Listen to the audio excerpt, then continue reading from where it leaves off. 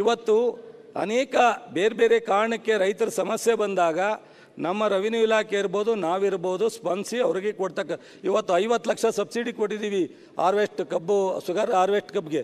ಯಾವ್ದಾರ ಇತಿಹಾಸದಲ್ಲಿ ಯಾವ್ದಾರ ರಾಜ್ಯದಲ್ಲಿ ಇದೆಯಾ ಅನ್ನೋದು ನೋಡಬೇಕು. ಸಭಾನಾಯಕರು JDSನ ಭಾಳ ಪ್ರಮುಖರು, ತುಂಬ ಬುದ್ಧಿವಂತರಿದ್ದೀರಾ ನೀವು.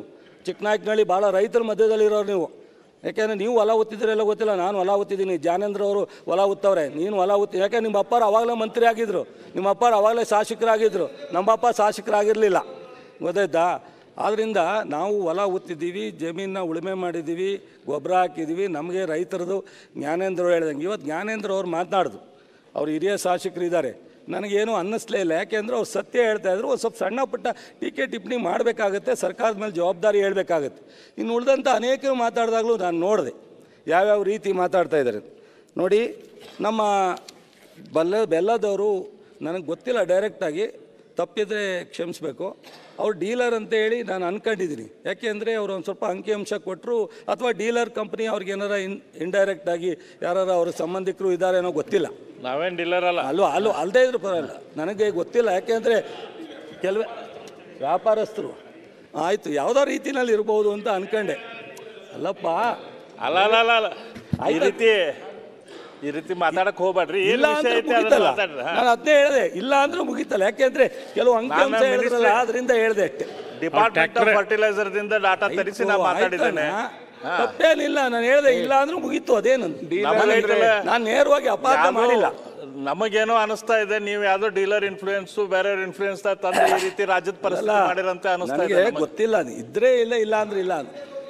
ಸೊ ಪ್ರತಿ ವರ್ಷ ರಾಜ್ಯದಲ್ಲಿ ಅಲೋಕೇಶನ್ ಕಳಿಸ್ತೀವಿ, ಯಾವುದೇ ಸರ್ಕಾರ ಇರಲಿ, ರಾಜ್ಯದಲ್ಲಿ ರಾಷ್ಟ್ರದಲ್ಲಿ. ನಾವು 12,95,000 ನಮ್ಮ ರಾಜ್ಯಕ್ಕೆ ಬೇಕು ಅಂತ ಕಳಿಸಿದ್ವಿ. ಆದರೆ ಅಲೋಕೇಶನ್ನ ಫೈನಲೈಸ್ ಮಾಡೋನಾಗ ಅವರು 11,17,000 ಮಾಡಿದ್ದಾರೆ. 11,95,000 ಮೆಟ್ರಿಕ್ ಟನ್ನನ್ನು ನಮ್ಮ ರಾಜ್ಯಕ್ಕೆ ಬೇಕು ಹಿಂಗಾರು ಮುಂಗಾರಿಗೆ, ಏಪ್ರಿಲಿಂದ ಸೆಪ್ಟೆಂಬರ್ವರೆಗೆ ಅನ್ನೋದನ್ನು ಮಾಹಿತಿಯನ್ನು ನಮ್ಮ ಸರ್ಕಾರ ಕೇಂದ್ರಕ್ಕೆ ಕಳಿಸಿರ್ತಕ್ಕಂಥದ್ದು. ಆದರೆ ಅವರು ಎಲ್ಲ ರಾಜ್ಯಕ್ಕೆ ಅಲೋಕೇಶನ್ ಮಾಡೋವಂಥ ಸಂದರ್ಭದಲ್ಲಿ ಅಲ್ಲೇ 70,000-80,000 ಕಡಿಮೆ ಮಾಡಿ 11,17,000 ಮೆಟ್ರಿಕ್ ಟನ್ನನ್ನು ನಮಗೆ ಅಲೋಕೇಶನ್ ಕೊಟ್ಟಿದ್ದಾರೆ. ಅದು ಒಂದು ಭಾಗ. ಎರಡನೇದು, ಈ ವರ್ಷ 1 ತಿಂಗಳು ಮುಂಗಾರು ಬೇಗ ಆಯಿತು. ಮಳೆ ಏಪ್ರಿಲಿಂದನೇ ಸ್ಟಾರ್ಟ್ ಆಯಿತು, ಮೇಯಿಂದನೇ ಸ್ಟಾರ್ಟ್ ಆಯಿತು. ಡ್ಯಾಮ್ ನೀರು ಜೂನ್ನಲ್ಲೇ ಬಿಟ್ಟು, ಜುಲೈ ಆಗಸ್ಟಲ್ಲಿ ನೀರು ಬಿಡಬೇಕಾದ್ದು ಜುಲೈ ಮೊದಲನೇ ವಾರದಲ್ಲೇ, ಜೂನ್ ಎಂಡಲ್ಲೇ ಆಯಿತು. ನಮ್ಮ KRSಲ್ಲಿ 93 ವರ್ಷದ ನಂತರ ಜೂನ್ನಲ್ಲಿ ಫಸ್ಟ್ ಟೈಮ್ ನಾವು ತುಂಬಿ ಬಾಗ್ನ ಹರಿಸಿದ್ವಿ. ಫಸ್ಟ್ ಟೈಮ್ 93 ವರ್ಷದ ಡ್ಯಾಮ್ದ ಇತಿಹಾಸದಲ್ಲಿ ಜೂನ್ನಲ್ಲಿ ಮಾಡಿ. ಇದೆಲ್ಲ ಪ್ರಕೃತಿ, ನಮ್ಮ ಕೈಲಿಲ್ಲ. ಸೊ ಯಾವಾಗ ಮಳೆ ಬರುತ್ತೆ ಆವಾಗ ಬಿತ್ತನೆಗೆ ಹೋಗ್ತಾರೆ.